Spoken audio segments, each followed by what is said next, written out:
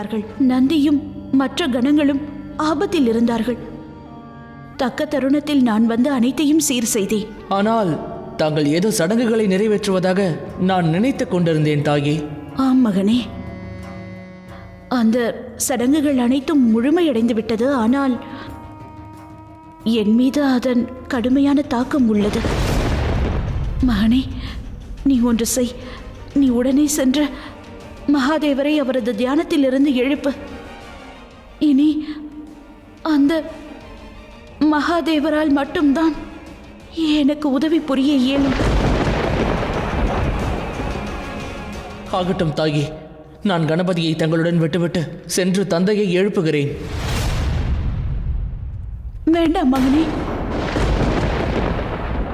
அதற்கு எந்த தேவையும் இல்லை. நீ சென்று மகாதேவரை தியானத்திலிருந்து எழுப்பிவிடு.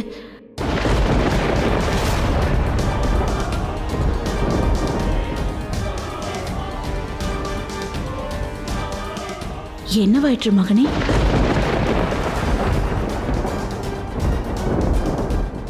இல்லை, ஒன்றுமில்லை தாயே. அனுமதி அளியுங்கள். இப்பொழுதே சென்று தந்தையை அழைத்து வருகிறேன்.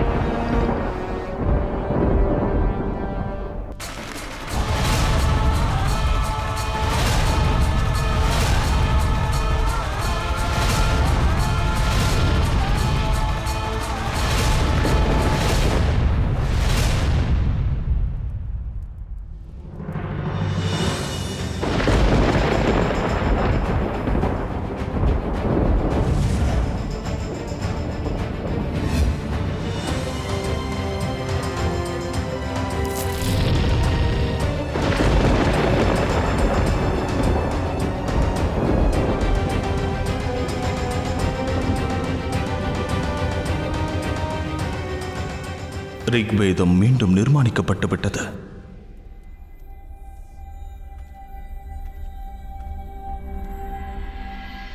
தாயாரை எண்ணி எண்ணி என் மனம் மீண்டும் கலங்கிக் கொண்டிருக்கிறது. ஏதோ அசம்பாவிதம் நடக்கிறது. தாயே, தாங்கள் உடனே கைலாயம் வந்து விடுங்கள்.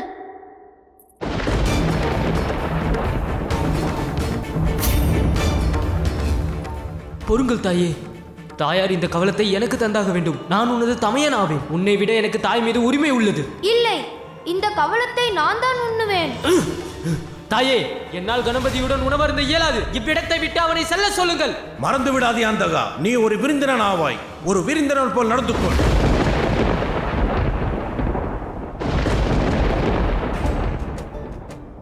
தாயே, தாங்களா? ஆம் மகனே, நான் இங்குதான் உள்ளேன். நீ கவலையின்றி இரு. நான் மீண்டும் வேதங்களை நிறுவிவிட்டேன். இப்பொழுது அனைத்தும் நலம்.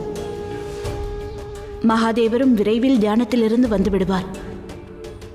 அதுவரை உனக்கு நான் என்னுடைய கைகளால் மோதகம் ஊட்டிவிடுகிறேன். வா மகனே.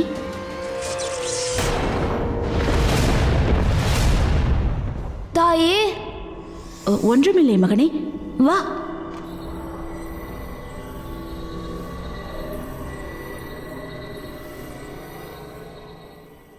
தேவி, யஜுர்வேதத்தை மீண்டும் நிறுவத் தொடங்கலாம்.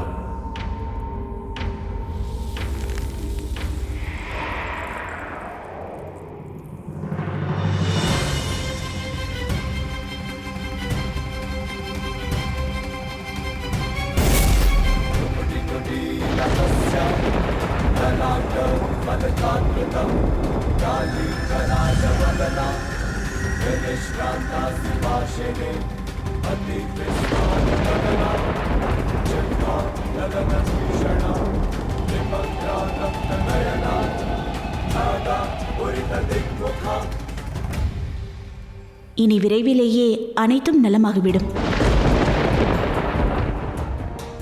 சிவசக்தியின் உறவின் மீது நம்பிக்கை வை பார்வதி. ஆதி கைலாயத்தில் வேண்டுமானால் நுழைந்திருக்கலாம். ஆனால் மகாதேவரை நெருங்குவதென்பது அவன் சிந்தனையை விட உயர்ந்ததாகும். அத்தனை எளிதல்ல. அது மட்டும் இன்றி கைலாயத்தின் முழு வடிவம் உள்ளது.